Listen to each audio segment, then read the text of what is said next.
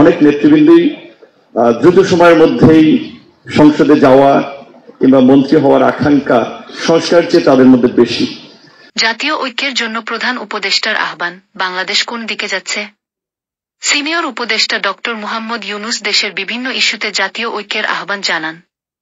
এ লক্ষ্যে তিনি সকল রাজনৈতিক দল, ছাত্র সংগঠন ও ধর্মীয় নেতাদের সাথে বৈঠক করেছেন। নেতারা অনেক কৌতূহল নিয়ে হাজির হলেন এবং তাদের মতামত তুলে ধরেন। সারা দেশ থেকে নেতাকর্মীদের পক্ষ থেকে মোট ৩৫৪টি প্রস্তাব জমা পড়েছে। এই ঐক্য সভায় জনগণের আশা আকাঙ্ক্ষার প্রতিফলন কতটুকু? আসুন সবার কথা শুনি এবং অনুমান করার চেষ্টা করি। যে বাংলাদেশে যা কিছু করণীয়, সেই করণীয়র দায়িত্বে আমরা সবাই আছি। এমন ভাবে যেমন চিন্তা করুন, আমরা একটা খেলার, ক্রিকেট খেলা কি ফুটবল খেলার খেলোয়াড়। আমাদের আজকে এই খেলোয়াড়দের সমাবেশ, প্রস্তুতি নেওয়া যে আমাদের স্ট্র্যাটেজি কি হবে, আমাদের অবজেক্টিভ কি হবে, আমাদের কার কি করণীয়, এগুলো ঠিক করা।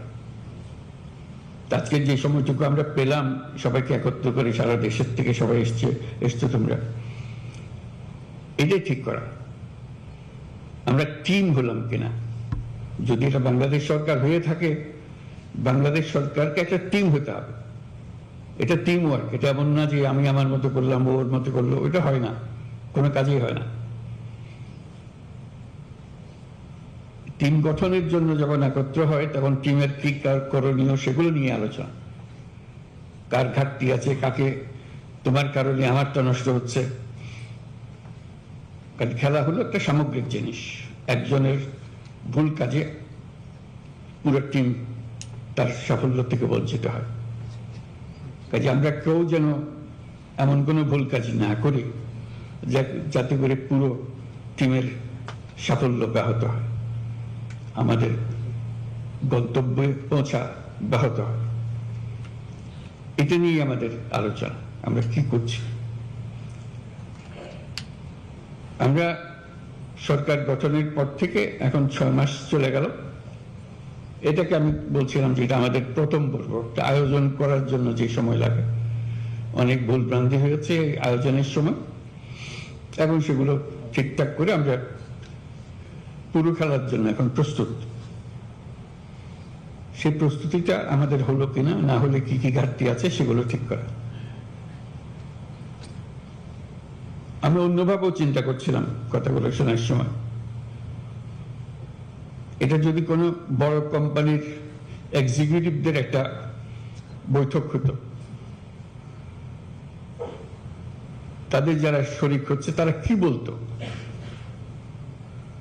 নিশ্চয়ই ম্যানেজিং ডিরেক্টরের প্রশংসায় সময় নষ্ট করতো না।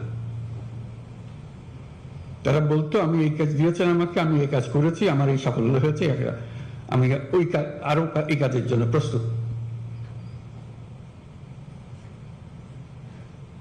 আমি দুভাবে দেখালাম। একটা হলো যে খেলার মাঠের খেলোয়াড়, একটা হলো ব্যবসায়িক প্রতিষ্ঠানের ফিল্ড অফিসারদের তাদের বক্তব্য। এই সরকারের যে খেলোয়াড় যারা আমরা আছি, তাদের এই ভূমিকা ওই দুই গোষ্ঠীর মধ্যে কোনোটার মতো হতে হবে। যে আমরা কি করছি, কি করার দরকার, কোথায় আমরা আটকে যাচ্ছি, সেগুলো নিয়ে আলোচনা হবে। নিশ্চয়ই আজকে উদ্বোধনী অনুষ্ঠানে হয়তো হচ্ছে না, অন্য সময় হবে। তো সেখানেও আমাকে প্রধান অতিথি বলাতে আমি একটু কষ্ট পেলাম, যেন আমাকে বাইরে রাখা হলো এই খেলার মাঠ থেকে। হওয়া উচিত ছিল তো আমার খেলার ক্যাপ্টেন, কিন্তু আমার করলে অতিথি। আমি অতিথি হিসেবে বক্তব্য রাখতে চাই না, আমি ক্যাপ্টেন হিসেবে বক্তব্য রাখতে চাই। আমাদের করোনা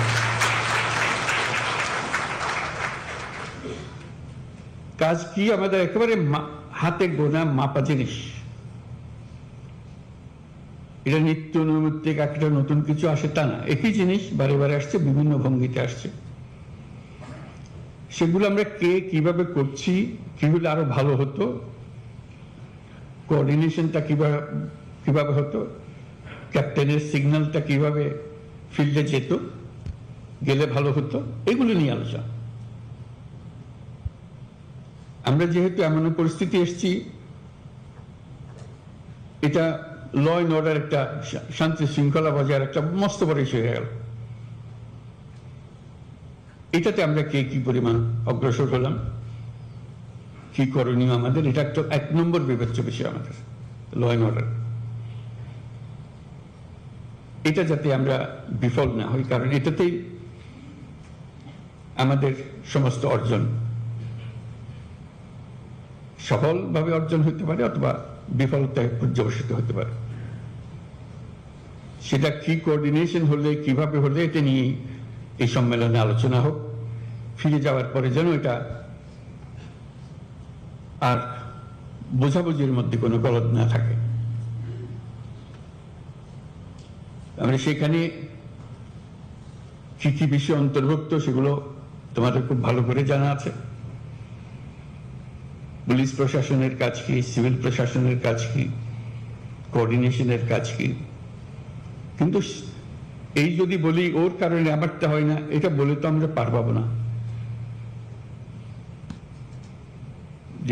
যেহেতু জেলার দায়িত্ব সামগ্রিকভাবে একজনের উপরে, তার সঙ্গে কোঅর্ডিনেশন করেই করতে হয় সবকিছু। কাজে সেই কোঅর্ডিনেশনের কি সমস্যা, নাকি পৃথক পৃথকভাবে হবে, এগুলো পরিষ্কার করে নেওয়া, যাতে কাজ করতে গিয়ে আমরা অনিশ্চয়তার মধ্যে পড়ে না যাই। তো সেখানে আমাদের শৃঙ্খলা ভঙ্গ হলে কি করতে হবে, উপর থেকে নিচে পর্যন্ত চেইন অফ কমান্ড কিভাবে যাবে। এই নয় যে এটা তো আমার কাজ ছিল না, কাজে আমি আর মনোযোগ দিই নাই, এটা তো বললে হবে না। আমরা তো সবাই মিলে সরকার, এটার থেকে আমাদের উদ্ধার করতেই হবে। সেখানে নারী শিশুদের রক্ষা একটা বিশেষ দায়িত্ব, সংখ্যালঘুদের রক্ষা মস্ত বড় দায়িত্ব, কারণ এটার উপরে সারা দুনিয়া নজর রাখে আমাদের উপরে। আমরা সংখ্যালঘুকে কিভাবে তাদের সঙ্গে ব্যবহার করছি, একটা ছোট্ট ঘটনা সারা দুনিয়াতে বিশাল হয়ে যায়। আমি সেই ভয়ের জন্য তাকে শান্তি শৃঙ্খলার কথা বলছি না, এটা আমাদের দায়িত্ব। সরকারের দায়িত্ব হলো সকল নাগরিকের সুরক্ষা বিধান করা। আমি সংখ্যালঘু সম্প্রদায় তাদেরকেও বলেছি, আমরা সংখ্যালঘু হিসেবে আমাদের কাছে দাবি করেন না, দেশের নাগরিক হিসেবে দাবি করেন। তার নাগরিক হিসেবে আপনার সংবিধান আপনাকে এই অধিকার দিয়েছে, সে অধিকার আপনি সরকারের কাছ থেকে পেতে হবে, সেটা আমরা দাবি পাওনা। কাজে আমাদের দায়িত্ব হলো এই যে টিম, সরকারের যে টিম, এটা নিশ্চয়তা দেওয়া যে সকল নাগরিককে আমরা সুরক্ষা দেব। কে কোন ধর্মে বিশ্বাস করে সেটা আমাদের বিবেচ্য নয়, সে দেশের নাগরিক, সেই হিসাবে তাকে আমরা রক্ষা করব। এবং আমি এই সরকার তারও সরকার, কাজে আমি তারই সেবা করতে প্রস্তুত। এটা আমাদের একটা বড় কাজ। সামনে যে আমরা যে সমস্ত কর্মসূচি নেব তার মধ্যে এটা সবসময় হাইয়েস্ট পয়েন্ট, উচ্চতম স্থানে থাকবে। তারপরে সমসাময়িকভাবে যে সমস্ত বিষয়গুলো হয়, যেমন বাজার দর, এটা নিয়ে বহু কথা হয়, সেখানে একটা প্রতিযোগিতামূলক ব্যবস্থা হতে পারে। আমার জেলায় বাজার দর সবচেয়ে ভালো, একটা প্রতিযোগিতাও থাকবে, আমাদের কাজের মধ্যে আনন্দও আসতে হবে। আমার জেলায় শান্তি শৃঙ্খলা সবচেয়ে আমি ভালো রাখতে পেরেছি, আমার জেলায় সবচেয়ে ভালো বাজার দর, কোনো চাঁদাবাজি নেই, বা যা যা অসুবিধা থাকে একটা জায়গায় সেগুলো নেই, আমি সেটা করেছি। আমি প্রতিযোগিতায়, নিজেদের মধ্যে প্রতিযোগিতায়, খেলোয়াড়দের মধ্যে প্রতিযোগিতায় আমি উপরে আছি। সেই জন্য আমার মনে হয় আলোচনার মধ্যে একটা কিছু থাকা দরকার, এটা একটা কাঠামো থাকা দরকার। র্যাঙ্কিং, জেলা জেলা, সব জেলা, 1 নম্বর জেলাকে, 2 নম্বর জেলাকে, 3 নম্বর জেলাকে, ক্লাসে যেরকম আমরা 1st, 2nd, 3rd করি, এটা তো হতে পারে আমাদের কাজের মধ্যে আমরা কে কোথায় আছি, কোন অবস্থানে আছি, নাকি সবাই জেলা একরকম তো না, হয় না এটা। তার মধ্যে একটা প্রতিযোগিতা আছে, আমি 1 নম্বরে আছি, আমি 2 নম্বরে আছি, 3 নম্বরে আছি,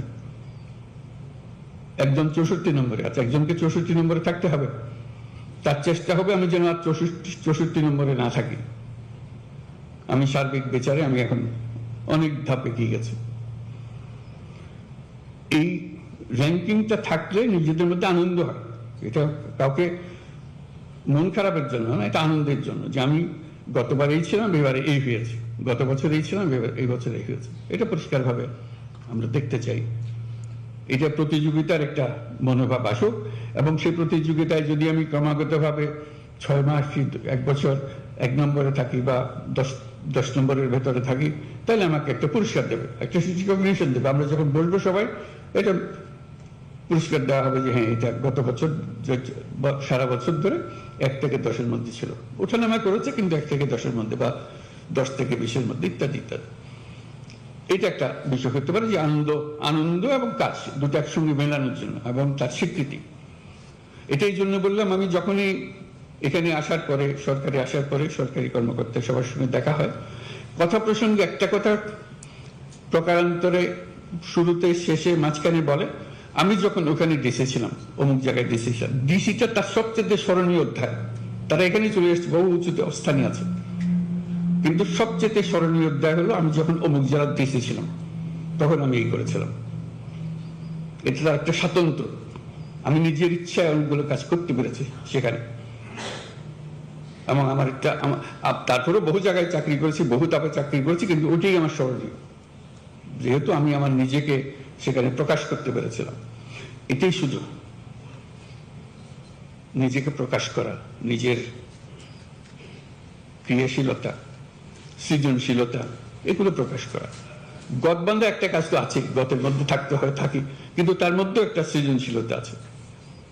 এই সৃজনশীলতাকে কিভাবে প্রকাশ করা, এবং কে কিভাবে সেই সৃজনশীলতা প্রকাশ করেছে, আমরা যখন এরকম সম্মেলনে বসবো, কথাবার্তা বলবো, তাদেরকে সুযোগ দেবো যে তুমি কি করেছো বলো, এটা সবাইকে শোনার। তো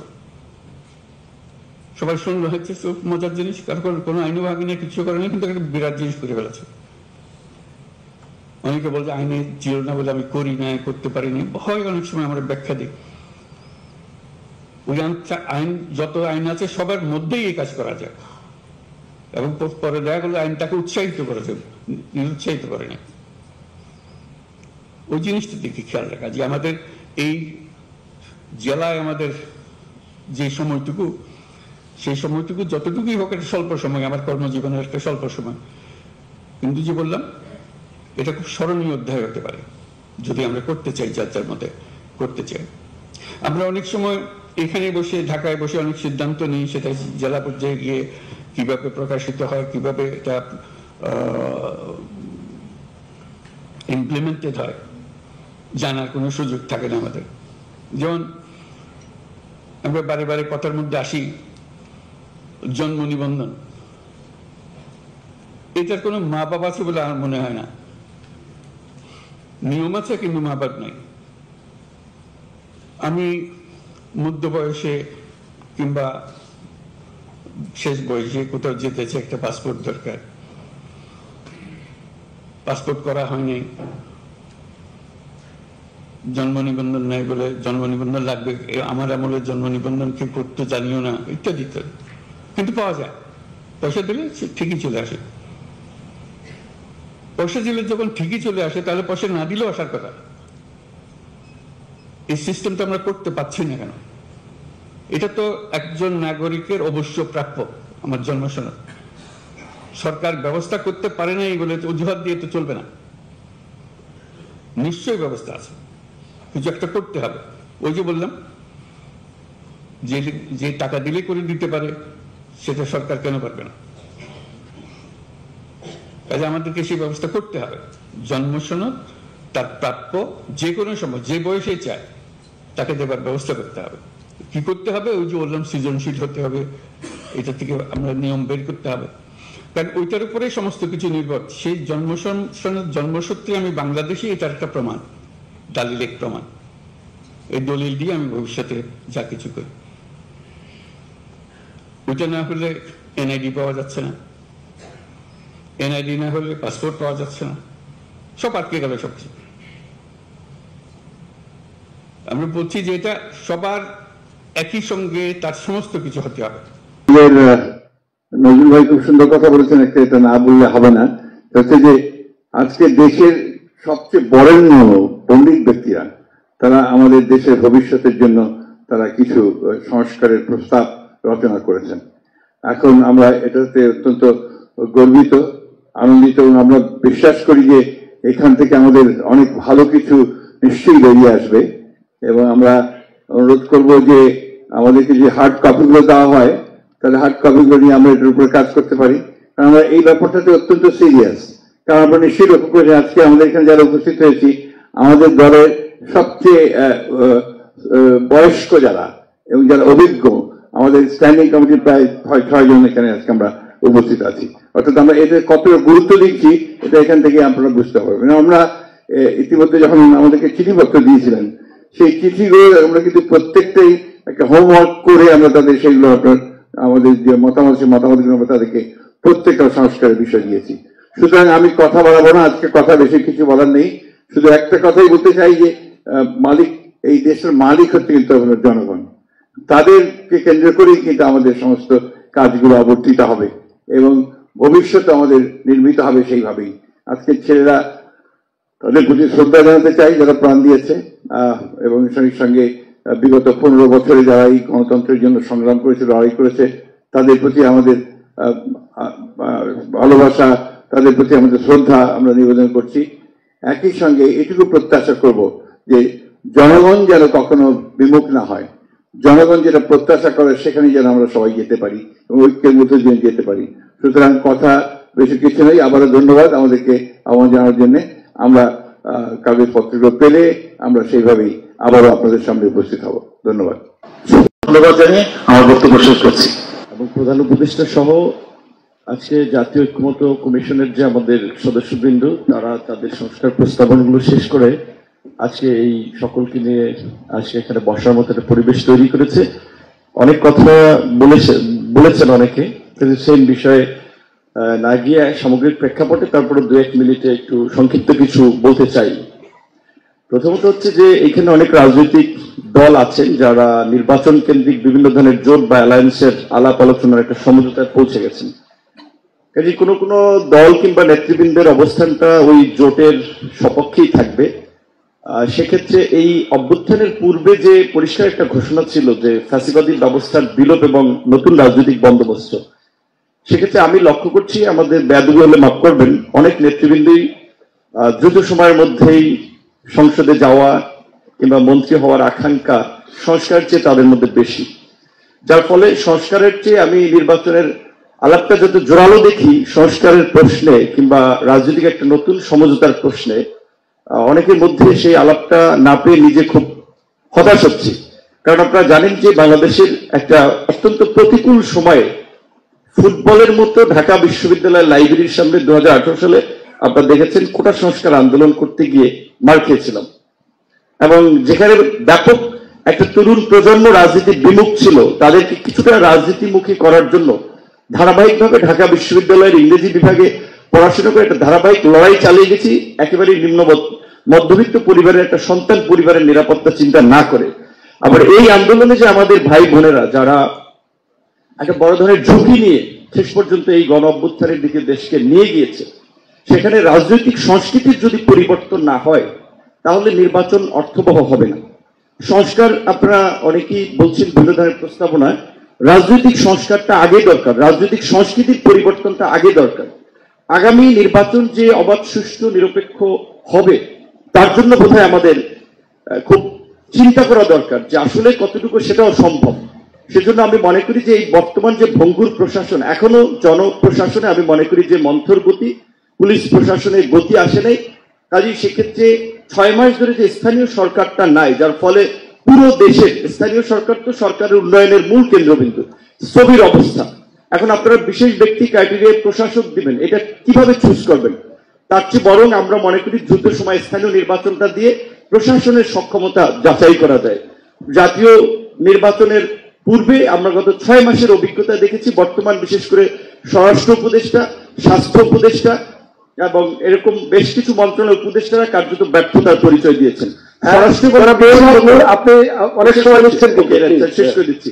স্বরাষ্ট্র এবং কৃষির মতো দুটো বৃহৎ মিনিস্ট্রি একজনের পক্ষে সামলানো সম্ভব না। প্রয়োজনে আরো কিছু লোককে অন্তর্ভুক্ত করে উপদেষ্টা পরিষদ আপনারা পুনর্গঠন করেন। এবং আপনাদের সরকারকেও আমরা বলবো, আমরা আপনাদের মধ্যে একটা বিষয় লক্ষ্য করছি, আপনাদের রাজনীতিবিদদেরকে সাইড করে কাজ করার একটা প্রবণতা। রাষ্ট্র একটা রাজনৈতিক প্রতিষ্ঠান, রাজনীতিবিদদের অংশগ্রহণ এবং মতামত ছাড়া চলবে না। প্রয়োজনে যারা আগামী 5 ইয়ার্স রাজনীতি করবে না, সেই কন্ডিশনেও অন্তত কিছু অভিজ্ঞ লোককে নিয়ে আগামী 10 মাস পরে, যেহেতু ডিসেম্বর নির্বাচন, সেই পর্যন্ত অন্তত ভালোভাবে রাষ্ট্রটা চালান। আপনাদের প্রতি আমাদের এটা আহ্বান। ধন্যবাদ। মাননীয় প্রধান উপদেষ্টা সহ মঞ্চ উপস্থিত সকল রাজনীতিবিদ সহ সবাইকে আসসালামু আলাইকুম। আমি অনেক অনেক ব্রিফলি বলতে যাচ্ছি যে আপনি যে প্রথম যে স্টার্ট করেছিলেন, যে ড্রেস করেছিলেন, আমি মনে করি আমাকে এটা অনেক টাচ করেছিল, যে আসলে আমাদের ভুলে গেলে চলবে না যে কত মানুষ আত্মত্যাগ করেছে এবং আমাদের ছোট ছোট কারণে আমরা জানি সেটাকে কোনোভাবে আন্ডারমাইন না করি। তো আমি এটাকে অনেকটা ইউনিটি হিসেবে দেখি 6 মাস পরে যে আমরা সবাই আবার বসছি এবং যে ফ্যাসিস্ট গভর্নমেন্টের অত্যাচার সবকিছু জানি, আমাদের এটা স্মরণ থাকে যে আমাদের তর্ক হোক বিতর্ক হোক যাই হোক, যে আমরা জানি কোনোভাবে ফেল না করি। ছোট্ট তিনটা পয়েন্ট বলবো। আমার ছোট ভাই নূরের কথা থেকে আমি আমার জায়গা থেকে মনে করি যে স্থানীয় নির্বাচন, আপনি যেটা প্রথমে বলেছিলেন যে বাস্তবমুখী হতে হবে। স্থানীয় নির্বাচন দিলেই 4,490টা ইউনিয়ন পরিষদে আওয়ামী লীগের ফ্যাসিজম আস্তে করে বের হয়ে আসবে এবং সেখানে প্রচন্ড লেভেলে গ্রাউন্ড রিয়ালিটিতে যে মারপিট হবে এবং সেই ক্ষেত্রে জাতীয় নির্বাচন ইভেন একটা সিভিল ওয়ার হয়ে যেতে পারে। এটা আমি প্র্যাকটিক্যালি আমি আমার জায়গা থেকে বলছি। আমি এলাকায় রাজনীতি করা মানুষ, সুতরাং আমরা উপরে বসে অনেক কথা বলতে পারি, কিন্তু আমরা এখানে বসে আমাদের যে সহ্য ক্ষমতা, যেই এলাকায় লাশ গেছে ওখানে সেই সহ্য ক্ষমতা এখনো আসে নাই। এই যে আওয়ামী লীগ হঠাৎ করে একটু বের হয়ে আসবে, ইউনিয়ন পরিষদের নির্বাচন আপনারা জানেন কত রক্তক্ষয়ী হয় এমনিতেই, সেখানে যদি আপনি দিয়ে দেন দেখুন একটা সিভিল ওয়ারের দিকে চলে যাবে। এটা কিন্তু বাস্তব কথা, একটা কথা।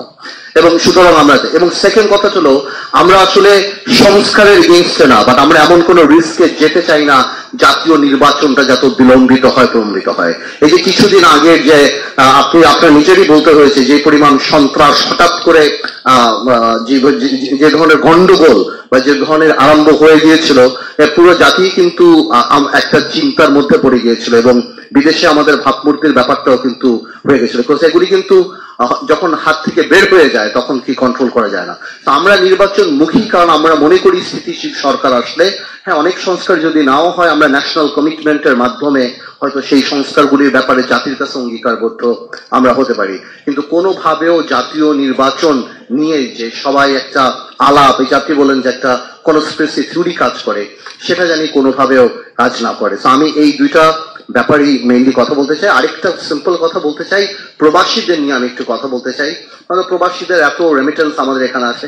আপনি সংবিধানে দেখবেন আর্টিকেল 66 বলা যে বিদেশি পাসপোর্ট পেলে কেউ নির্বাচন করতে পারবে না। আই ডোন্ট হ্যাভ আ বিদেশি পাসপোর্ট, আমার নেই, কিন্তু আমি বুঝি যে অনেক মানুষই রেমিটেন্স পাঠায়, তাদের নামটা মানবতা বিরোধী অপরাধের মানুষদের সাথে রাখা, নৈতিক শৃঙ্খলা জনিত অপরাধ না। পাসপোর্ট নেওয়াটা তো কোনো ক্রাইম হতে পারে না, এটা দিবার হতে পারে না। আমার মনে হয় যে ইনক্লুসিভ হওয়া উচিত, সেখানে কোনো একটা প্রভিশন যদি আপনারা, আমি এখানে বলছি যাতে করে এটা সবাই অন্যান্য দলরাও জানতে পারে, যদি ইনক্লুসিভিটি মিনি করি আমরা, তাহলে আমি মনে করি এই জায়গাটাতে আমাদের টাচ করা উচিত। আপনাদের অনেক ধন্যবাদ। ইনশাআল্লাহ সামনে আবার যখন বসবো আমরা বিস্তারিত আরো আলাপ করবো। অনেক ধন্যবাদ। গণতান্ত্রিক বামপক্ষের পক্ষ থেকে প্রথম বিষয় হচ্ছে যে রিপোর্টগুলো এসছে সেগুলো নিয়ে আলাদা করে আলোচনা হবে। কমন মিনিমাম জায়গা একটা ন্যাশনাল চার্টার পাওয়া দরকার, সেইটা আমরা আশা করি করতে পারবো। প্রথম ঐক্যমত্যের জায়গা হবে সর্বনিম্ন ঐক্যমত্য কোন বিষয়গুলোতে তৈরি হচ্ছে। ফলে প্রত্যেকেই তাদের মতামত দেবেন রিপোর্টের উপরে, সেখান থেকে কমন মিনিমাম তৈরি করে একটা ন্যাশনাল চার্টার করা। সেকেন্ড বিষয় হচ্ছে যেটা গুরুত্বপূর্ণ প্রসঙ্গ হবে, যেটা কিভাবে বাস্তবায়ন হবে। আগামী সংসদে এগুলো র্যাটিফাইড হবে, তাহলে আগামী সংসদ নির্বাচনের চরিত্রটি কেমন। এখানে গণপরিষদ, সংবিধান সংস্কার সভার নির্বাচন, সাধারণ পার্লামেন্ট নির্বাচন, এই রকম প্রস্তাবগুলো ইতিমধ্যে উপস্থিত আছে। এই বিষয়ে একটা ন্যূনতম ঐক্যমত্য তৈরি করা দরকার। আমাদের দলের পক্ষ থেকে একটা বিনীত আহ্বান হচ্ছে, এই যে নতুন বন্দোবস্ত সেটা যাতে টেকসই হয়, সেই দিকে আমরা সবাই হয়তো আমাদের সর্বোচ্চ বিবেচনা রাখবো, সেটাই আমাদের গুরুত্বের সাথে বিবেচনা করা দরকার। তৃতীয় বিষয় হচ্ছে যে এটাও খুবই গুরুত্বপূর্ণ যে আগামী পার্লামেন্ট এই ন্যূনতম যে জাতীয় ঐক্যমত্য ন্যাশনাল চার্টার সেটা বাস্তবায়ন করার ক্ষেত্রে কি ধরনের অঙ্গীকারে যাবে, তার কি কোনো আইনি বাধ্যবাধকতা হবে কিনা। এই তিনটি প্রশ্ন আমাদের সর্বোচ্চ গুরুত্বের ঐক্যমত্য তৈরি করা দরকার। এইটাই হয়তো এই উত্তরণ পর্বের সবচেয়ে প্রধান বিষয়। আরেকটি বিষয় নিয়ে আলোচনা হওয়া দরকার, যেটা নির্বাচন, বিচার, আমাদের সমস্ত শহীদদের আত্মদান এবং তাদের আত্মত্যাগের উপর দাঁড়িয়ে যে এই রাষ্ট্র নির্মাণ, সেইখানে বিচার এবং এই ফ্যাসিস্টদের রাজনৈতিক ভবিষ্যৎ কি, সেই বিষয়েও আলাপ আলোচনা এই ঐক্যমত্য কমিশনের আলাদা একটি এজেন্ডা হওয়া দরকার, যাতে করে আমরা একটা জায়গায় পৌঁছতে পারি। তা আমি মনে করি আমাদের রাজনৈতিক উত্তরণের দিক থেকে এই তিনটি মৌলিক প্রশ্ন এবং পলিটিক্যাল কনসেনসাসের দিক থেকে ফ্যাসিস্টদের ভবিষ্যৎ কি, সেই বিষয়ে একটা ঐক্যমত্য আমাদের প্রধান এজেন্ডা। আশা করি সম্মানিত কমিশন প্রধান এবং মাননীয় উপদেষ্টা এবং উপদেষ্টাবৃন্দ, মাননীয় প্রধান উপদেষ্টা এবং উপদেষ্টাবৃন্দ, তারা এই চারটি বিষয়ে ন্যূনতম ঐক্যমত্য তৈরির ক্ষেত্রে ফ্যাসিলিটেটরের ভূমিকায় সফল হবেন। বাংলাদেশের জনগণ আপনাদের সেই সাফল্য দেখতে চায়। ধন্যবাদ সবাই। কিনা আমি জাস্ট একটা অনুরোধ করছি, সেটি হচ্ছে যে আমরা যেই ফাইট 5 অগাস্ট আমরা সমাধান করেছি, আমরা যেটা চূড়ান্ত সমাধান এবং জনগণ যেটা রায় 5 অগাস্ট দিয়ে দিয়েছে, এবার এটা আপনারা সিদ্ধান্ত নেবেন এটা পরবর্তী প্রজন্মের উপর আবার আপনারা চাপিয়ে দিবেন কিনা। এই যে আওয়ামী লীগের যে প্রশ্নটা আমরা দেখতে পাচ্ছি যে আওয়ামী লীগের রিহেবিলিটেশন বিভিন্নভাবে করার একটা প্রক্রিয়া হচ্ছে, কিভাবে তাদেরকে নির্বাচনে আনা যায়, তাদের ছাড়া নির্বাচন কি গ্রহণযোগ্য হবে কি হবে না, সেই বিষয়গুলো নিয়ে আলোচনা হচ্ছে, যেটা খুবই দুঃখজনক। আমরা এই বিষয়টি সমাধান 5 অগাস্ট করেছি এবং মানুষ 5 অগাস্টে রায় দিয়েছে, এবং একটা দল কতটা জনবিবর্জিত হতে পারে যার ফলে সেক্ষেত্রে তাকে দেশ ছেড়ে পালাতে হয়। আমরা যখন মিডিয়াতে দেখি, আমরা কিন্তু দেখি যে সাবেক প্রধানমন্ত্রী দেশ ত্যাগ করেছেন এভাবে লেখা হয়, কিন্তু আসল সত্যটা হচ্ছে উনি দেশ থেকে পালিয়েছেন। একটা দেশ থেকে কত জনবিবর্জিত হলে একটা দেশ থেকে এবং পৃথিবীর ইতিহাসে একটা বিরল নজির, যে ক্ষেত্রে আমরা দেখেছি যে গণভবনের প্রধান এবং হচ্ছে বাইতুল মোকাররমের প্রধান দুইজন একসাথে দেশ থেকে পালায়। এখন আমরা ওই যে স্বৈরতান্ত্রিক ব্যবস্থা, আপনারা সিদ্ধান্ত নেবেন ওই ফাইটটার দিকে কি এই প্রজন্মকে আবার আমাদেরকে ঠেলে দিবেন কিনা। যে আজকে আপনারা সিদ্ধান্ত নেন আগামী 20 বছর পর আবার এই আওয়ামী কোশ্চেনের সাথে কি আমাদের ডিল করতে হবে কিনা, আজকে 30 বছর পর এই আওয়ামী কোশ্চেনের সাথে আবার আমরা ডিল করবো কিনা, নাকি এটা সমাধান আমরা 5 অগাস্ট যেটা জনতা সিদ্ধান্ত দিয়েছে, ছাত্র নাগরিক সিদ্ধান্ত দিয়েছে যে বাংলাদেশের এই ভূখণ্ডে আওয়ামী লীগ অপ্রাসঙ্গিক, এটাকে ধরে আমরা পরবর্তী বাংলাদেশ বিনির্মাণ করব। এই সিদ্ধান্তটা এই ফোরাম থেকে আসতে হবে। আমরা দেখছি যে ইলেকটোরাল প্রসেসের মধ্য দিয়ে আমরা যাচ্ছি, ইলেকটোরাল একটা ডেমোক্রেটিক ট্রান্সফরমেশনের দিকে যাচ্ছি। এই সাথে সাথে কিছু অপ্রত্যাশিত ঘটনাও ঘটছে, যেমন আওয়ামী লীগের যেহেতু একটা সেট আপ রয়েছে, এগুলো দুঃখজনক। এগুলো হচ্ছে মাঝে মাঝে আমরা হচ্ছে ইউফেমিস্টিক ভাবে এগুলো এড়িয়ে যাই, আমরা একটা ডেমোক্রেটিক একটা সোসাইটিতে ইউফেমিস্টিক ভাবে এড়িয়ে যাই। যেমন ইলেকটোরাল প্রসেসে আমরা আওয়ামী লীগকে নিয়ে আসতে চাই, কারণ হচ্ছে আওয়ামী লীগের যেহেতু একটা সেট আপ আছে, তাদের একটা ভোট ব্যাংক আছে, তাদের একটা বিজনেস একটা কমিউনিটি আছে, তাদের কালচারাল একটা হচ্ছে কালচারাল একটা সোসাইটি আছে। তো এই জায়গাতে আমি যদি আওয়ামী লীগকে কোনোভাবে আমার কাছাকাছি নিয়ে আসতে পারি, আওয়ামী লীগের কাছে যদি আমি একটু সিম্প্যাথেটিক মানে একটু যদি ইতিবাচক একটা ভাবনা দিতে পারি, তাহলে আওয়ামী লীগের ভোটটা রেডিমেড ভোটটা আমি পাওয়া যাই। তো এই কারণে দেখতে পাচ্ছি অনেক রাজনৈতিক দলের মধ্যে বা আমাদের নিজেদের মধ্যেও এক ধরনের আওয়ামী প্রীতি তৈরি হচ্ছে, যেটি একটি জাতির জন্য পরবর্তীতে আমি মনে করি যে আমাদের এই প্রজন্মকে আবার একটা এন্ডলেস কনফ্লিক্টের দিকে ঠেলে দেওয়া হবে। সুতরাং আমরা আমাদের জায়গা থেকে বৈষম্যবিরোধী ছাত্র আন্দোলন এবং এই প্রজন্ম, আমরা একটা জায়গায় আজকে যখন ডিসকাশন আমি পুরোটা সময় শুনছিলাম, আমরা একটা বিষয় মনে হয় আমরা অ্যাভয়েড করছিলাম, আমরা একটা জেনারেশনাল কনফ্লিক্টের মধ্যে রয়েছে। আমাদের এই প্রজন্ম, আমার বয়স 27 বছর, অনেকে হয়তো মেম্বার অফ পার্লামেন্ট হয়েছে আজকে থেকে 35 বছর বা 40 বছর আগে এখানে উপস্থিত আছেন, বা অনেকে চাকরি করেছেন আরো 40 বছর আগে রিটায়ারমেন্টে চলে আসছেন। আমার বয়স সবে 27। তো আমি আমার জায়গা থেকে একটা বিষয়, আমরা এই জেনারেশন কনফ্লিক্টে আমরা এই প্রজন্ম আওয়ামী লীগকে ধারণ করার জন্য আমরা প্রস্তুত না। এখন আপনারা যদি আবার আমাদেরকে চাপিয়ে দেন যে আওয়ামী লীগকে, তাহলে এটা কিন্তু এক ধরনের এটা একটা ভমিটিং হবে, এবং এটার বার্ডেন, এটার দায়ভার আমরা আমাদের যারা পূর্ববর্তী প্রজন্ম আছে, অভিজ্ঞ প্রজন্ম আছে, রাজনৈতিক প্রজ্ঞা, রাজনৈতিকভাবে যারা বিচক্ষণ, তাদেরকেই কিন্তু আমরা সবসময় এই এলিগেশনটা দিয়ে যাব। তার মানে আওয়ামী লীগের বিষয়ে আমাদের একটা চূড়ান্ত সিদ্ধান্ত অতি সত্বর আসতে হবে, না হয় এই যে তরুণ প্রজন্ম এটা ফ্রাস্ট্রেশনের দিকে যাবে। এরপর হচ্ছে আমাদের যে একটা দীর্ঘ 1.5 দশকের বেশি সময় ধরে আমাদের গুম, খুন, হত্যা, নির্যাতন, নিপীড়ন হয়েছে, Awami League as a party হিসাবে এগুলো করেছে। আমরা চাই এগুলোর বিচারটা ভিজিবল হোক, তাত্ত্বিক জায়গা থেকে এই জায়গাটা দৃশ্যমান হোক, যাতে করে ট্রাস্ট বিল্ডিংটা হয়। এই যে গুম, খুনের, গণহত্যার যে বিচারটা, এটা যেন খুব দ্রুততম হয়। এটাকে প্রায়োরিটি বেসিস যদি করেন, তাহলে আমাদের এই যে তরুণ প্রজন্মের কাছে যে কমিটমেন্টটা রয়েছে, এই কমিটমেন্টটা আমরা সেটার বাস্তবায়ন ঘটাতে পারি। আর সর্বশেষ যেটা হচ্ছে যে আমরা এটাকে টার্মিনোলজিতে যেটাই বলি না কেন, বিপ্লব বলি, এটাকে হচ্ছে গণ অভ্যুত্থান বলি, এটা তাত্ত্বিকতার জায়গা, এটা তাত্ত্বিকতা নির্ধারণ করবে যে বিপ্লব বা গণ অভ্যুত্থান যে বিষয়টা। কিন্তু আমরা যেটাকে এক্সপিরিয়েন্স করেছি, আমরা মনে করি এটার একাডেমিক এবং এটার অ্যাডমিনিস্ট্রেটিভ, ইনস্টিটিউশনাল এটার অ্যাকনোলেজমেন্ট প্রয়োজন। ইনস্টিটিউশনাল অ্যাকনোলেজমেন্ট যদি না হয়, পরবর্তীতে দেখা যাবে রাজনীতির সুবিধার্থে এটাকে ডিজোন করার একটা প্রবণতা আবার আসতে পারে। সেই জন্য জুলাইয়ের যে ঘোষণাপত্র, এই জুলাইয়ের ঘোষণাপত্রটা এটা আপনারা উদ্যোগ নিয়ে এটা হচ্ছে বাস্তবায়ন করবেন, এটা আমাদের এই প্রজন্মের প্রত্যাশা। আমি কোনো রাজনৈতিক দল হিসাবে আমি কাউকে বিবেচনা করছি না, সেটা হচ্ছে আমরা ফেসিবাদ বিরোধী যে রাজনৈতিক দলগুলো ছিল, আমরা সবাইকে ফেসিবাদ বিরোধী রাজনৈতিক শক্তি হিসাবে দেখতে চাই। আপনাদের কাছে আমাদের প্রত্যাশা, এই জুলাই ঘোষণাপত্রটা যেটা উচিত ছিল আপনাদের পদক্ষেপ নেওয়া, যেক্ষেত্রে আমার কাছে মনে হয়েছে যে তরুণরা যেহেতু এই পদক্ষেপটা নিয়েছে, এখন আপনারা দায়িত্ব নিয়ে সেটাকে বাস্তবায়ন করার জন্য আপনারা পদক্ষেপ নেবেন, এবং সংস্কারগুলো যেগুলোকে আমরা বলছি সংস্কার, এগুলো দৃশ্যমান আমরা খুব দ্রুততম সময়ের মধ্যে দেখতে চাই, যেটির মধ্য দিয়ে আমরা তরুণ প্রজন্মের যে ট্রাস্ট বিল্ডিংটি সেটি হবে। আপনাদের সবাইকে ধন্যবাদ। আসসালামু আলাইকুম। উপস্থিত আজকে যাদের সুযোগ্য নেতৃত্বে বাংলাদেশ অথবা আগামী বাংলাদেশ, সে সমস্ত প্রাজ্ঞ বিজ্ঞ রাজনীতিবিদবৃন্দ, আসসালামু আলাইকুম ওয়া রাহমাতুল্লাহ।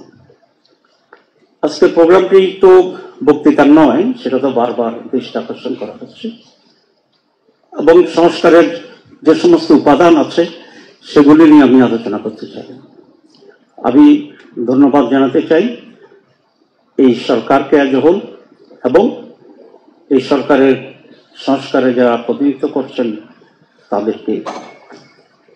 আমি মনে করি সরকার এই বিষয়ে সঠিকভাবেই এগোচ্ছে, এবং যে প্রক্রিয়া ওনারা আগাচ্ছেন, আলাদা আলাদাভাবে কমিটি করেছেন, আমাদেরকে শেষভাবে অবহিত করেছেন, আমাদের সংস্কার প্রস্তাব যেন আহ্বান করেছেন। প্রত্যেকটি সংস্কার কমিশনের পরে আবার একটা শর্ট কমিটি করেছেন সেগুলোকে সিনক্রোনাইজ করার জন্য। তারপরে আজকে এটাকে প্রাথমিক ইনফরমেশন বা শুরুটা করেছেন, এরপরে ইন্ডিপেন্ডেন্টলি এবং ইন্ডিভিজুয়ালি পার্টি ওয়াইজ আবার এক্সচেঞ্জ করবেন, বলে this is the proper way. এরপরে আবার যত একটা প্রোগ্রাম এখানে হতে পারে এবং আমরা ঐক্যমত্যে পৌঁছব। আমরা এটা মনে করি যে 71 সাল থেকে 24শে অগস্ট পর্যন্ত বাংলাদেশে নানা সরকার শাসন করেছে, ক্ষমতার পরিবর্তন হয়েছে, নানা ঘটনা এবং অঘটন ঘটেছে, কিন্তু আমাদের মৌলিক কোন পরিবর্তন, গুণগত পরিবর্তন খুব কমই হয়েছে। 5 অগস্টে যেটি একটি মহা অর্জন আমাদের হয়েছে সকলের সম্মিলিত ভাবে, এটিকে একটি আপগ্রেডেশন হিসাবে, কোয়ালিটেটিভ আপগ্রেডেশন হিসাবে গ্রহণ করে আমরা যদি পজিটিভ পরিবর্তনের দিকে সকলের ঐক্যমত্যের ভিত্তিতে অগ্রসর হতে পারি, তাহলে বাংলাদেশ কিছুটা লাভবান হবে। না হলে বিগত 54 বছরের মতো এরকম অনেক চুয়ান্ন আমাদের কাছ থেকে চলে যাবে। আমি সেই কারণে সংস্কারের যে উদ্যোগটা নিয়েছে এটাকে অত্যন্ত প্রয়োজনীয় মনে করি। এখন নির্বাচন সংস্কার, জাতীয় নির্বাচন, স্থানীয় নির্বাচনের যে কথাটি আসছে, বাংলাদেশ জামাত ইসলামী শুরু থেকেই খুব স্পষ্ট করে এটা বলেছে যে আমরা কিছু গুরুত্বপূর্ণ সংস্কার প্রয়োজন মনে করি নির্বাচনের আগে, এবং এই প্রয়োজনীয় সংস্কার করার পর যত শীঘ্র সম্ভব নির্বাচন অনুষ্ঠান করা এটা সম্ভব। এবং মহামান্য প্রধান উপদেষ্টা বলেছেন নির্বাচন সংস্কার একসাথে চলবে। দিস ইজ আওয়ার প্রিন্সিপাল, দুটো একসাথে চলবে এবং একটি পর্যায়ে কতিপয় পর্যায়ে একমত হয়ে আমাদের আগত হবে, এই জন্য যাতে করে আমরা একটা বেটার বাংলাদেশ পাই, একটা বেটার সিস্টেম পাই এবং একটি সুন্দর নির্বাচন পাই, একটি সুন্দর সরকার পাই, একটি সুন্দর রাজনীতি পাই। এবং এক্ষেত্রে রাজনৈতিক দলগুলোর ভিতরেও নিজেদের একটা সংস্কারের প্রয়োজন আছে বলে আমি মনে করি, যেটা আমরা আমাদের মাঝে সবসময় করার জন্য চেষ্টা করছি।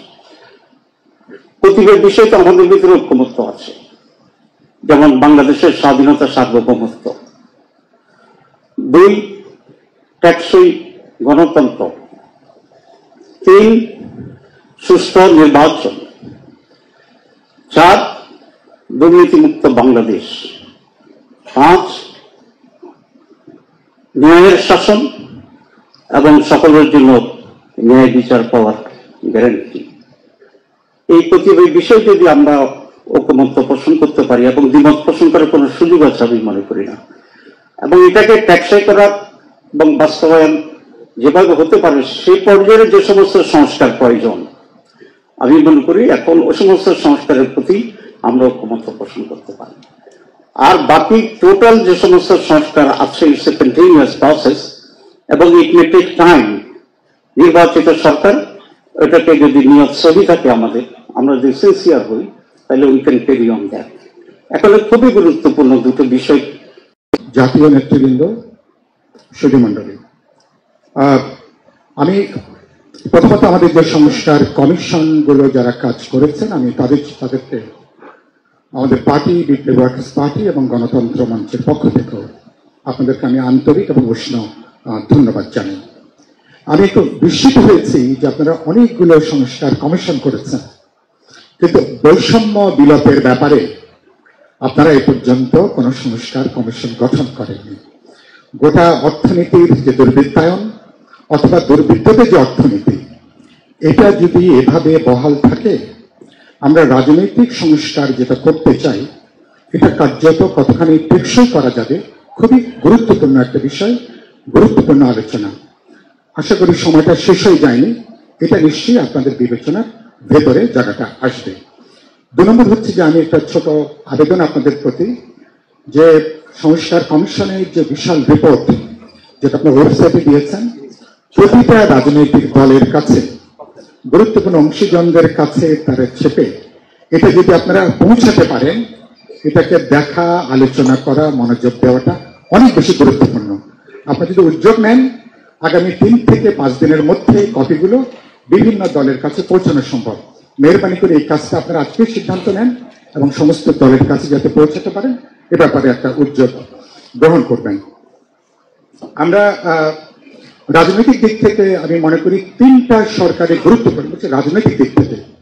একটি হচ্ছে আমাদের এখানে মুক্তিযুদ্ধের পরে আমাদের এখানে যে নজিরবিহীন যে ঠান্ডা মাথার যে গণহত্যা, এই গণহত্যার বিচার।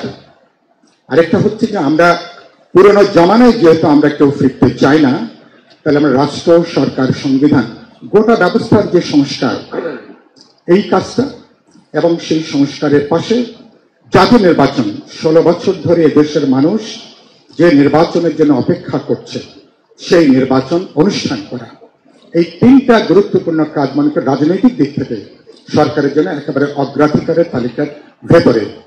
এটা খুবই বিব্রতকর, কিছুটা দুঃখজনক। অনেকেই সংস্কার এবং বিচারকে নির্বাচনের বিরুদ্ধে দাঁড় করিয়ে দেন। এখানে যারা আছেন কোন দল নাই যারা অপরাধের যারা বিচার চান না, প্রত্যেকে আমরা গণহত্যার অপরাধগুলোর বিচার চাই। এখানে প্রতিটা দল প্রত্যেককে আমরা সংস্কার চাই, পরিবর্তন চাই, রূপান্তর চাই, এটা নিয়ে কোনো প্রশ্ন নেই। আলোচনা হচ্ছে কতখানি সংস্কার, কি কি প্রশ্নে, রাষ্ট্র, সরকার, সংবিধান, সেটা নিয়ে নিশ্চয়ই আমরা ঐক্যমত কমিশন যখন আলোচনা করবেন তখন আমরা হয়তো আরো ডিটেলসে যে আমরা আলোচনা করতে পারবো। সুতরাং উপস্থাপনাটা এভাবে করাটা মনে হচ্ছে খুব ভুল হবে। সেই জায়গা থেকে বলতে চাই যে আমরা সংস্কারের এইটাকে কত দ্রুত লয়ের সাথে করতে পারবো। কোনো কাজ আপনি 1 বছরের কাজ 3 মাসে করতে পারেন, আপনি 6 বছরের কাজ 6 মাসে করতে পারেন। এটা নির্ভর করে সরকারের কাজের গতির উপরে। যদি আপনাদের কাজের গতি থাকে, আমি বিশ্বাস করি রাজনৈতিক দলগুলো তারা আপনাদেরকে সহযোগিতা করবার জন্য তারা মুখিয়ে আছে, যেটা একটু আগে সরকার প্রধান বারবার করে উল্লেখ করলেন। জনগণ, রাজনৈতিক দল, এমনকি ইন্টারন্যাশনাল কমিউনিটি যারা তাকিয়ে আছে। সুতরাং আমি মনে করি সেই জায়গা থেকে আপনারা এই উদ্যোগগুলো আপনারা এখানে গ্রহণ করবেন। আমরা দাঁড়াবো কোথায়? আমরা দাঁড়াবো আলাপ আলোচনা করার পরে ন্যূনতম আমাদের ঐক্যমতের জায়গা যেখানে, যেটা আমি মনে করি সরকার প্রধান খুব যথার্থ উল্লেখ করেছেন, কোনো কিছু চাপিয়ে দেওয়ার কোনো সুযোগ নেই। কেন? কারণ পরবর্তীকালে এটাকে আপনি আইন করবেন, এটাকে রেটিফাই করবেন, এটাকে টেকসই করবার প্রশ্ন আছে। সুতরাং আমরা ফাঁকফো করে কোনো কিছু চাপিয়ে দেওয়ার সুযোগ নেই। সেই জন্য বোঝাপড়া সমঝোতা, সাউথ আফ্রিকার কথা আমরা সবাই জানি। আমাদের জন্য এরকম একটা হিস্টোরিক্যাল রিকনসিলিয়েশনের একটা নতুন বোঝাপড়া, নতুন সমঝোতা, এটাকে বন্দোবস্ত বলি, আপনারা এটাকে নাম দিয়েছেন সনদ। এই জায়গাটা যদি আমরা করতে পারি, যেন প্রজ্ঞা লাগবে, দূরদর্শিতা লাগবে, আমাদের উদ্যোগ লাগবে এবং ধৈর্যটা লাগবে। এবং একটা যৌক্তিক সময়ের মধ্যে কাজটা সম্পন্ন করতে হবে। সেই জায়গা যদি আমি মনে করি আমাদের বোঝাপড়ার জায়গাটা থাকে, তাহলে এটা নিয়ে কোনো বড় কোনো প্রশ্ন উঠবে না। মানুষ তাকিয়ে আছে একটা জাতীয় নির্বাচনের জন্য। সুতরাং আমাকে সেই জায়গাটাকে বিবেচনার মধ্যে রেখে আমার সমগ্র কাজের যে জায়গাটা, সেই কাজের জায়গাটা আমরা ঠিক করবো। আমাদের কারো হটকারিতা, আমাদের কারো বাড়াবাড়ির জন্য, যেটা সরকার প্রধান বললেন, ঐতিহাসিক যে সুযোগটা তৈরি হয়েছে আমাদের একটা ডেমোক্রেটিক ট্রানজিশনের জন্য, সেই সুযোগটা কোনোভাবে আমরা এবার যাতে আমরা না হারাই। অনেক ধন্যবাদ। শেষ বাক্যটা বলি, এবং এই সমগ্র কাজে সরকারের নিরপেক্ষ চরিত্র বৈশিষ্ট্যটা অত্যন্ত গুরুত্বপূর্ণ। আমাদের সবার সমর্থিত সরকার, আমরা এক কাট্টা সমর্থন জুগিয়ে আছি। বিশেষ কোনো অংশের কাছে, বিশেষ কোনো দল বা বিশেষ কোনো ইডিওলজি, সেই জায়গায় দাঁড়িয়ে সরকার, আপনি তো সবার সমর্থনের সরকার। সুতরাং সরকারের নিরপেক্ষ চরিত্র বৈশিষ্ট্য ঠিক রেখে যদি আমরা সবাইকে আস্থার মধ্যে রাখতে পারি, আমি বিশ্বাস করি আমাদের সামনে চ্যালেঞ্জগুলো আছে, সেগুলো মোকাবেলা করে আমরা এবছরের মধ্যেই আমরা সংস্কার, নির্বাচন এমনকি বিচারের কাছ থেকে একটা প্রাথমিক ভিত্তি দিয়ে আমরা পরবর্তী পর্যায়ে আমরা এগোতে পারবো।